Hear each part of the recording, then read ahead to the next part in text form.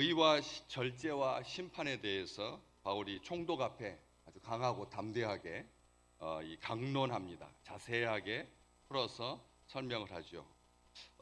총독 벨릭스 11대 총독, 유대 지역의 11대 총독이고, 그리고 삼혼한 세 번째 결혼한 이 드루실라라고 하는 유대인 여자와 함께 살고 있는 그 총독에게 바울이 하나님의 말씀, 예수 그리스도 예수를 믿는 도를 듣고자 하는 이 두 사람에게 따로 강론을 하는 거죠. 참 하나님의 말씀을 듣고 싶어서 주의 종을 초치하여 하나님의 말씀을 듣는다라고 하는 것이 2000년 전에 그런 일이 다 있었다라고 하는 것을 알 수가 있는데, 특별하게 총독을 복음 전해가지고 예수 믿게 하려고 하면 하나님은 사랑이시고, 하나님은 화평이시고, 하나님은 평강이시고, 예수 믿으면 부와 권세를 누리고, 예수 믿으면 성공하고, 예수 믿으면 잘되고, 예수 믿으면 승리하고, 사람들이 듣고 싶은 말 하는 게 좋잖아요, 이왕이면. 그런 다음에 나중에 차근차근 신앙이 들어가면 믿음 생활 잘 하려고 하면 이런 것들이 필요합니다 라고, 기도도 열심히 하고 말씀 잘 들어야 되고 또 건강해야 됩니다. 이렇게 사람들한테 편안하게 듣고 싶은 말 해주는 것, 얼마나 지혜로운 일이잖아요. 근데 바울은 전혀 그런 모습을 보이지 않습니다. 60대 초반의 나이, 두 사람 다, 총독도 60대 초반의 나이였고 바울도 60대 그 나이에 두 사람이 만나서 하나님의 말씀을 나눌 때 엉성한, 여지껏 살아오면서 다 빠져나가고 딱 줄기만, 아주 온전함만, 아주 순전함만 남아서 세 가지를 가르치는 거죠. 의와 절제와 심판에 대해서. 의라고 하는 것은 하나님과의 바른 관계입니다. 절제라고 하는 것은 셀프 컨트롤입니다. 자기 스스로를 조절하고, 그리고 끊어내고 잘라내고 자제하고, 그리고 이런 억제하는 의지입니다. 절제에 대해서 말하고, 그리고 심판에 대해서 말하고.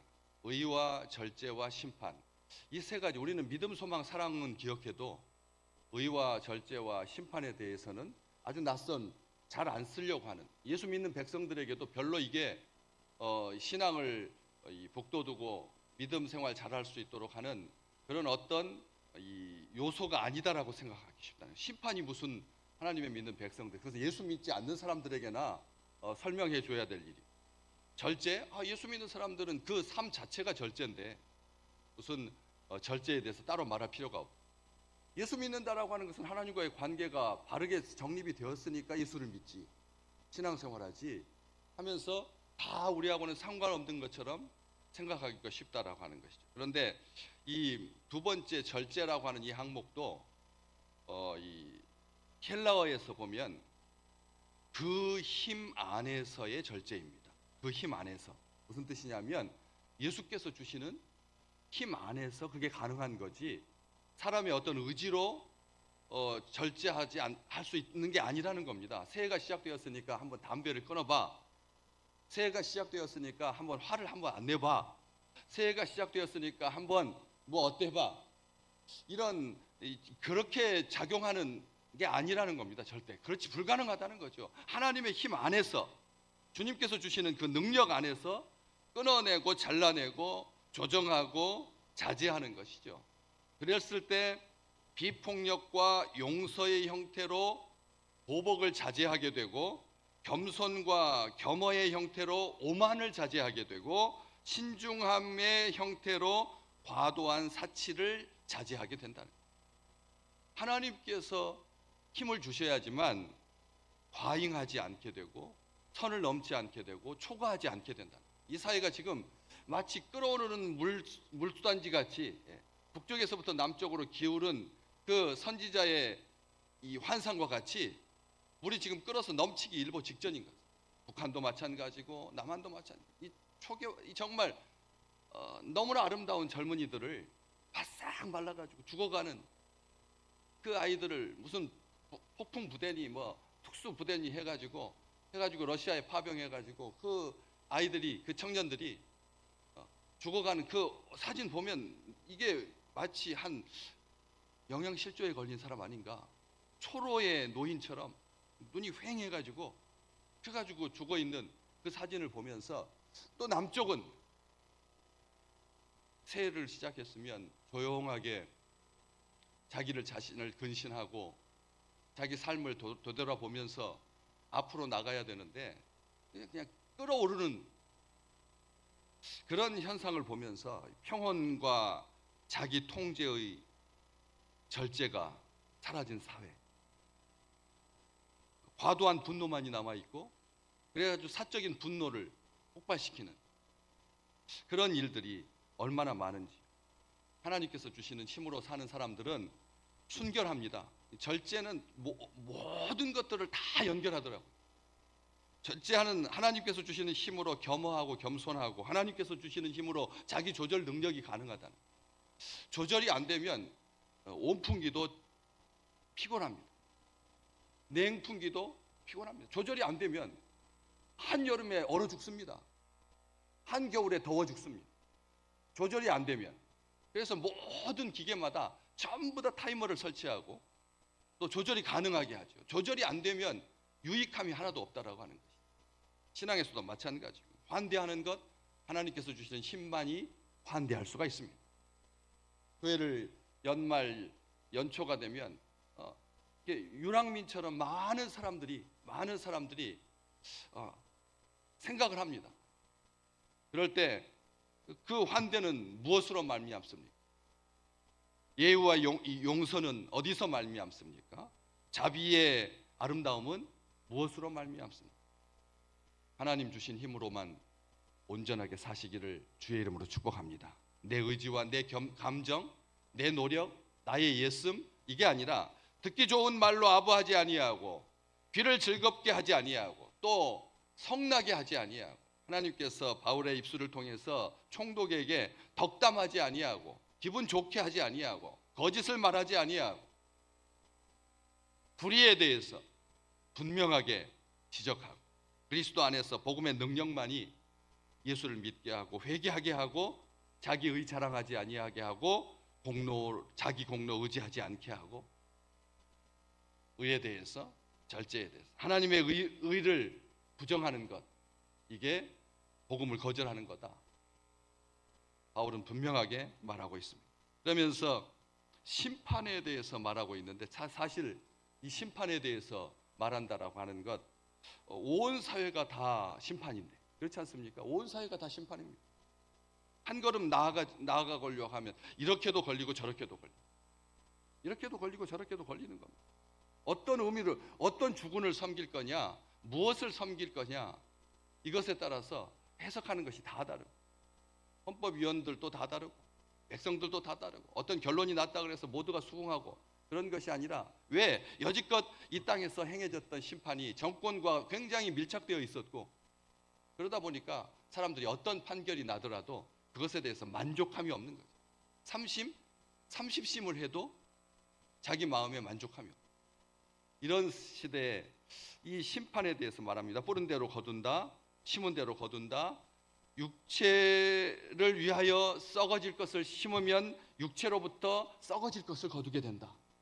성경은 분명히 말합니다. 심판이 있다고 말합니다. 다 죽지만 죽는 것으로 끝이 아니다라고 말합니다. 마치 이 세상이 다인 양 사는 그런 시대에 하나님은 분명히 말씀하십니다. 심판이 있다고. 성경은 분명히 말합니다. 심판이 있다고. 그런데 그 심판에 대해서 앞에 수식어가 심상치 않죠? 장차 오는 심판이라고 합니다. 우리 일상에서도 매일 날마다 죽는데, 날마다 죽지 않습니까? 날마다 다치고 날마다 판결, 자기 스스로도 판결합니다. 자기 자신에 대해서 얼마나 자괴감이 많은지요. 자기 스스로 자기 행위에 대해서 판단하다 보니까 자기도 자유롭지 못한, 남만 판단하는 것으로 끝나지 아니하고 하루하루 그 분초마다 그렇게 심판을 당하느라 이미 가슴은 뻥 뚫려 있고, 혈관마다 다 막혀 있는데 장차 오는 심판이라고 하죠. 이게 참 놀라운 표현입니다. 왜냐하면 서서히 다가온다는 뜻이거든요. 하나님께서 만약 오늘 우리의 모든 행위를 따라서, 이 세상의 행위를 따라서 하나님께서 심판한다면 어떻게 될까요? 지구가 10,000개가 있어도 부족할 것입니다. 그렇지 않겠습니까? 그렇지 않겠습니까? 하나님께서 오늘 심판하신다면 이 하나님의 7개의 눈앞에 온전하게 설 자가 누가 있겠느냐. 산들아 무너져라, 우리를 감추어다오, 숨겨다오. 바다야 우리를 덮어다오, 구름아 우리를 가려다오. 아무리 구해도 어떻게 하나님의 심판으로부터 자유로울 수가 있겠습니까? 단 한 영혼도, 단 한 생명도, 이 지구상에 존재하는 한 인간도 하나님의 심판 앞에서 어떻게 설 수가 있어요? 다윗이면 서겠습니까? 모세면 설 수 있는가요? 아브라함이면 가능합니까? 다니엘은요? 욥은 어떻고요? 노아는 어떻습니까? 그렇다면 나는, 이 세대는 어찌 하나님의 심판을 견딜 수 있겠습니까?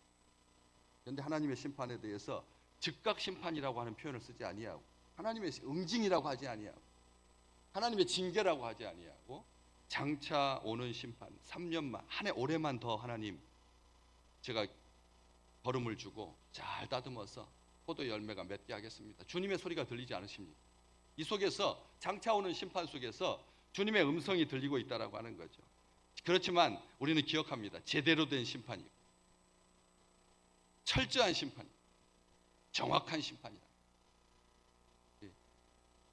요행을 바라는, 어떻게 해가지고 딱 과반이 넘어가지고 51명이 돼서 대통령이 되고 49명이 되어가지고 대통령이 안 되고, 그런 일은 하나님의 심판에서 없다는 거예요. 어떻게 요행에 따라서, 우연에 따라서, 그날 재수에 따라서 결정되는 삶이 아니라고. 하나님의 말씀은 분명합니다.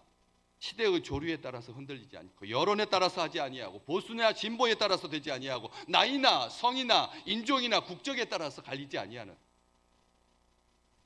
그때그때의 기분에 따라서 행하지 아니하시는 한결같으신 우리 하나님의 심판이 우리 믿음의 백성들에게 복이 되고 격려가 되기를 간절히 소망합니다.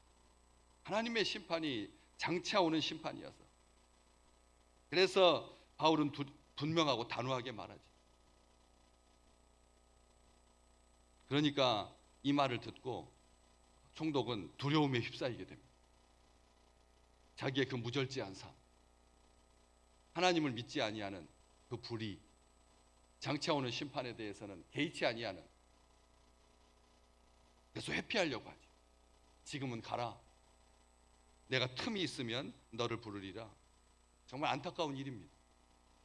정말 하나님께서 그 사람만을 위하여서, 그 두 부부만을 위하여서 하나님께서 하나님의 사자를 보내주셨는데, 우리에게 오늘 바울이 곁에 있다면 어떨까요? 얼마나 행복할까요? 얼마나 평안할까요? 얼마나 기쁠까요? 바울로부터 말씀을 듣는다고 생각하면 우리는 아마 영원을 얻은 듯이 오늘 하루를 기쁘게 살지 않겠습니까? 오늘 하나님의 음성을 듣는 자들이요, 오늘이 생애의 모든 날들 중에 가장 의미 있는 날이 되시기를 주의 이름으로 축복합니다. 하나님은 한 사람을 구원하기 위해서 바울을 보내셨습니다. 그러면 마땅히 이렇게 말해야 되죠. 내가 어찌할꼬. 여전히 그의 마음을 사로잡고 있는 것은 돈이었습니다. 밑으로 쭉 보시면 26절, 동시에 또 바울에게서 돈을 받을까 바라는, 여전히 그의 마음은 27절이었습니다. 유대인의 마음을 얻고자 하여. 사람의 마음을 얻고자 하는 하루는 피곤합니다. 사람의 마음, 사람의 눈치 얼마나 비굴한지요. 그렇지 않습니까? 교회 안에서까지 사람의 눈치 보지 않으시기를 진심으로 축복합니다. 교회 안에서도 굉장히 그 마음을 얻어야만 되는, 마음을 구걸해야 되는, 사회에서도 사람의 마음을 얻으려고 그냥 자기 자존심 다 내려놓고 평생을 그렇게 살아왔는데, 주의 전에 올라와서까지 사람의 눈치를 봐야 된다. 사람의 눈치를 봐야 된다. 그것은 우리의 신앙을 얼마나 힘들게 하는지 모릅니다. 다 아시지 않습니까? 우리가 다 새 가족이 되시기를 주의 이름으로 축복합니다. 주의 전에 와서 새 가족이 되어서 터줏대감이 되지 말고. 터줏대감이 되지 말고. 그래서 하나님의 하나님 되심이 극명하게 드러나는, 하나님의 의로우신 판단이 그 나타나는 최후의 그 심판이 있다라고 하는 것. 하나님께서 그 심판을 아들에게 위임하셨고, 고린도후서 5장 10절에 보면 그 하나님의 심판대를 그리스도의 심판대라고. 영생과 영벌이 결정되는 최후의 심판. 무서운 심판입니다. 우리 스스로도 절제해야 됩니다. 장차 오는 그 심판을 가지고 자기 자신에게 들이대어야 됩니다. 우리는 요한복음 5장 24절 말씀 가지고 많은 사람들에게 너희들은 뭐 심판하고는 무관하니까 자유롭게 살아야 된다, 이렇게 말하려고 하는 그런 경향이 있습니다. 심판에 이르지 아니하나니. 철저한 심판, 생명책에 농명된 기록된 자만이 누리는 심판. 그 온전한 의, 로마서 2장 6절 7절에서 바울은 참고 선을 행하여서 영광과 존귀와 썩지 아니함을 구하는 자에게, 참고 선을 행하여서 영광과 존귀와 썩지 아니함을 구하는 하나님의 심판대 앞에서도 우리의 의로움이 그리스도의 의로 말미암아 이렇게 이번 한 주간 하나님 앞에 이렇게 살아가는 귀한 믿음의 백성들 되시기를 진심으로 축복합니다.